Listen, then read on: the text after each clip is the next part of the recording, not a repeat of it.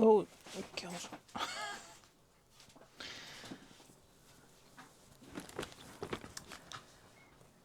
I feel like right now my studio is as messy as my head. We're going to get real this week with some honest talk as I tidy my studio. It's not as major as I think it is. It's just getting to me. My name's Charlotte. I'm an artist based in Wiltshire in the UK. And welcome to my studio. So I'm trying something new this week and I am finally filming on a camera instead of my phone. I don't know how this is going to work in edit because I'm aware that I'm wearing a very light top and it is very bright outside. So who knows? However, I'm going to start rambling whilst I have a tidy, because I was looking for a specific or a stitch that I could do for a blanket. So I pulled out my crochet, if it focuses, there you go, my crochet cards. And I just kind of left them out, along with all the other with the whole of the box of which I get it from. So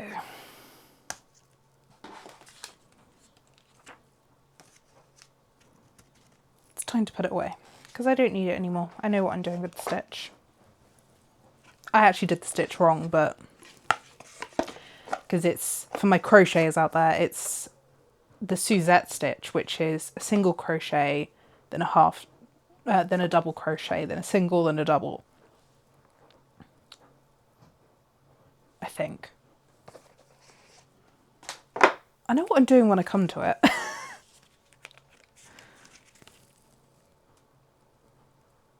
Sorry, it's a single and a double in the same stitch, and then you skip a stitch, and then a single and a double. But I was doing a single and a half double crochet, then skipping a stitch. So, oh, I keep tripping over that bag. It's technically okay. It's not correct. It's not the Suzette stitch, but we're here. But I said I was going to get it real with you. I'm going to attempt to pack this box in the best way possible because it is a stupidly full box. So this past year has been terrible. Like, when I say terrible, I mean terrible. Sorry, this box is bulging and I don't know why. That'll be why. My only pair of knitting needles can go home. So January 25, we found out my mother-in-law had brain cancer. Not something you hear every day. And it was a fast progressing, aggressive cancer. And she sadly passed away in May of last year, and we buried her in June. So with all that going on, very traumatic time, very sad. However, there was a light in our lives because my husband and I found out that we were pregnant. And this, to anyone who's found out that they've been pregnant in the past, you understand especially when you've been trying, you want said child. It can be one of the happiest kind of single moments of your life. And you will remember where you found out and all this, that and the other. And we found out. And so because of the situation with Mum, we decided to go get an early scan. There was some concerns while we were there. My womb was telling 7.5 weeks. the baby was telling us 6. So it was like, okay, baby's a little bit small, but we can deal. We can deal with this. So deal with it we did. I made sure that I was taking the right vitamins, that I was, you know, getting the right sleep. I still was doing a lot of exercise, but they say you don't necessarily have to change your habits that early on, especially if you are already a very active individual, like myself. That way. So, when it came down to it, it was like, okay, yeah, that's fine. I can still do everything that I do. So, when Mum passed away, we kind of both had a feeling things had changed, but we put it down to, you know, everything happening with Mum. You know, we were at her side when it all happened. And we kind of, yeah, we put it down to that whole situation. However, we then proceeded to go to our 12-week scan, in which we found out that baby had passed. And it is the most painful thing that I have ever had to hear.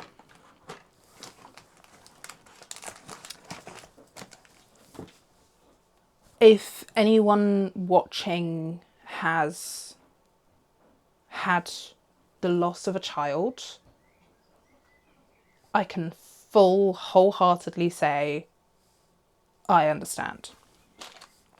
I understand that pain, that punch in the gut. There was so much hope that we had because of this little one. Because we were going through the most horrific time as a family. And this little one gave us hope that not necessarily that everything was going to be okay, because everything was not going to be okay, because Mum was still dying. However, it gave us more hope in terms of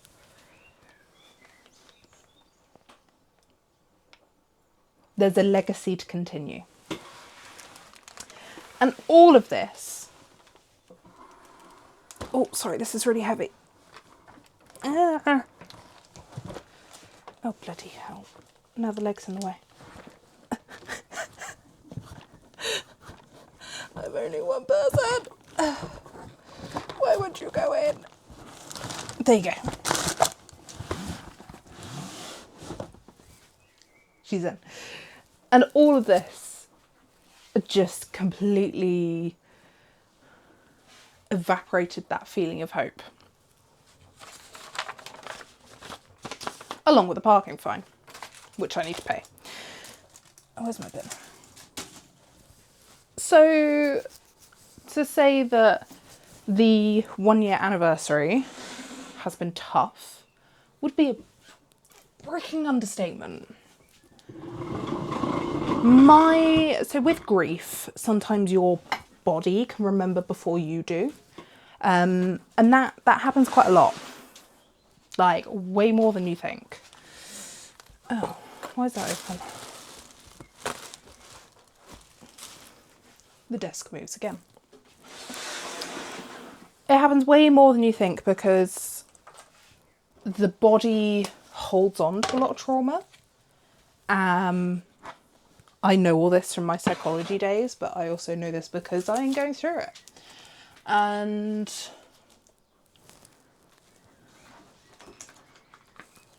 the body knows, the body remembers that pain that it went through as well. So with a miscarriage, you've obviously got the very physical element of miscarrying. Paintbrush that way.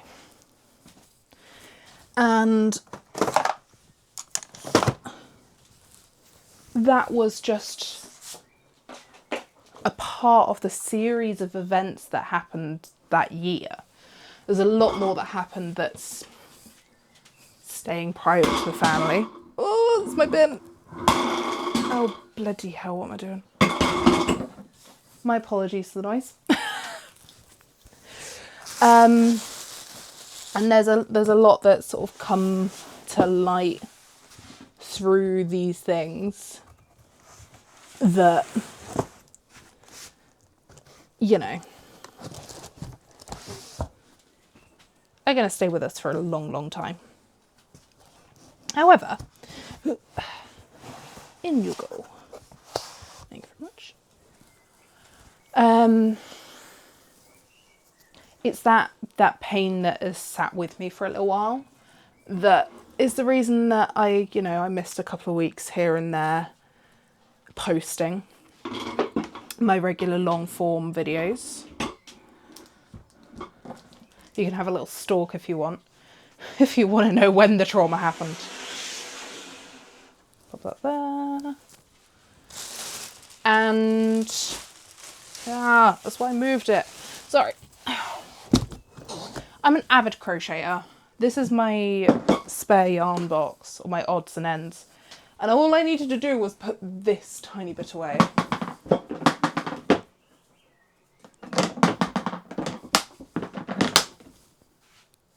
All of that was for that. In you go.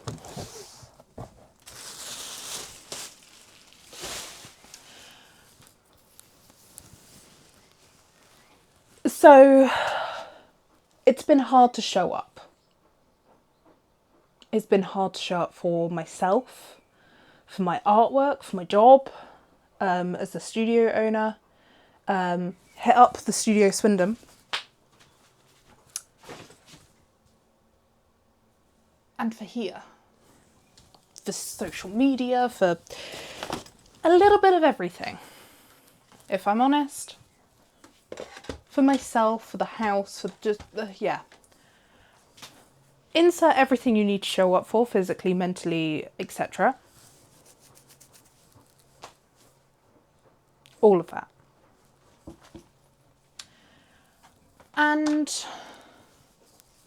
the fact is, it's still difficult, you know. I am recording this in mid-June. I know this is going to come out July time.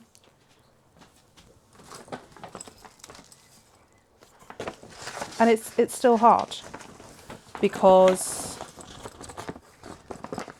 you know, we're supposed to have a 6-month-old by now.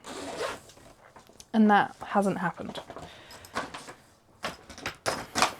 So what I did instead, I did an old Charlotte thing. And the old Charlotte thing, and I've had therapy to help with this, and I've talked a lot with my husband and all sorts. But old Charlotte would go and sign up to as many things as possible to fill Charlotte's time. I just wanted to fold the bag. Thank you.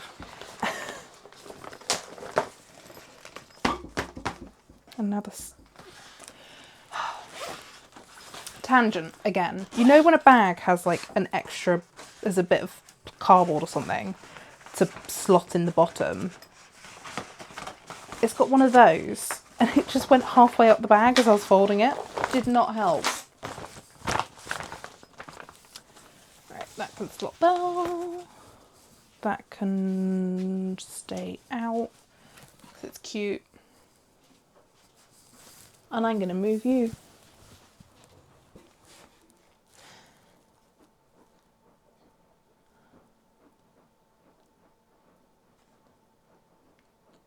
I have been trying for a long, long time, and this has taken a few years of effort to try not sign up to everything at once, because although you've got one hand, life is short, but on the other hand as well, life, you've got to live it. And by doing all of these events, I wasn't living it. I was living for the next thing. And that really broke me because it was constant. Like, I was doing it all the time, and it didn't leave me time for me, time to explore, relax, create, do things for myself. So when it came down to it, I ended up stepping right back, and in a way, Mum's illness helped and my pregnancy helped because I had to. Physically and mentally I had to, because I wanted to be there for my family. And so I ended up signing up to a few events this year. A few exhibitions, putting some work in, and work that I also hadn't finished. And that was my mistake. That was my downfall. I didn't actually expect to get into so many of the exhibitions. They're all quite local ones here in Wiltshire. They're in Swindon.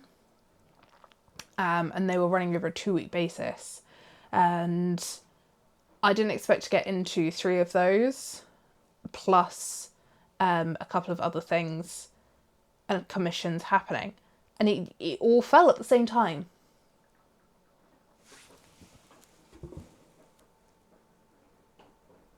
And I put so much pressure on myself. So much that I couldn't finish this painting. This was one piece that I wanted to get into an exhibition, and I physically couldn't finish it because I was just so overwhelmed. I sat there and I was like, I hate it. Because this purple patch here is all supposed to be super bright. Same with the blues. And as you can see behind me, that is not the case. So I ended up having to step way back. I gave in a couple of pieces that were a little bit older, same style, same... I also submitted them. They actually didn't mind which one in. But I realised I can't force myself.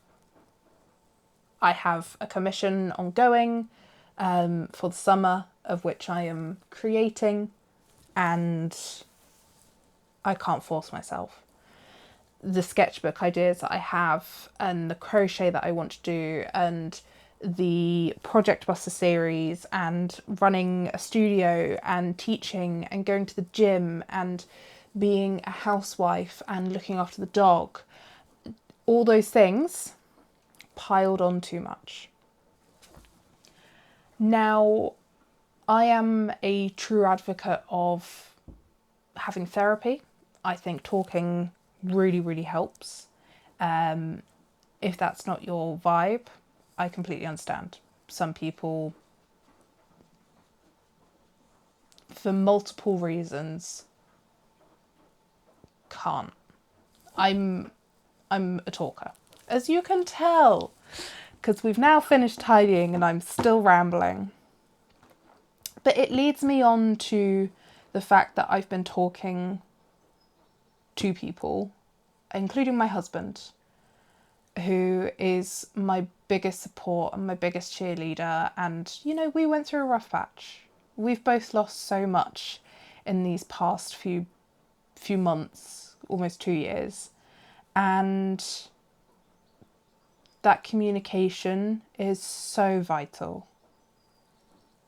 And over the past few weeks, it feels like the doors to mourning have opened. I can start to grieve properly because I haven't piled all these things on. Don't get me wrong, that massive list I just reeled off is still there. But I've got better processes in place. I'm putting in key factors to help my day and to help the processes and the systems that I use. I finally got on to my website and I started uploading some artwork. It's not finished, but the process has been started, which was what was on my mind the most. And all in all, it's made me have time for myself, for my grief, for my creativity, for my family, and my friends. I understand that this has been quite a heavy video, so if you would like to talk, I'm always open on my inboxes, either Instagram, Facebook, email. If you have been affected by any of these, there are services and charities around the world that can help you. I'm not going to name them all because there are too many to count, and there are an unknown number of situations in which someone can be in. But know that despite everything, there are people out there who can help and who want to help with anything. And that if your grief comes out through running, through movement, through painting, through creativity, however you wish for it to come out, let it do it.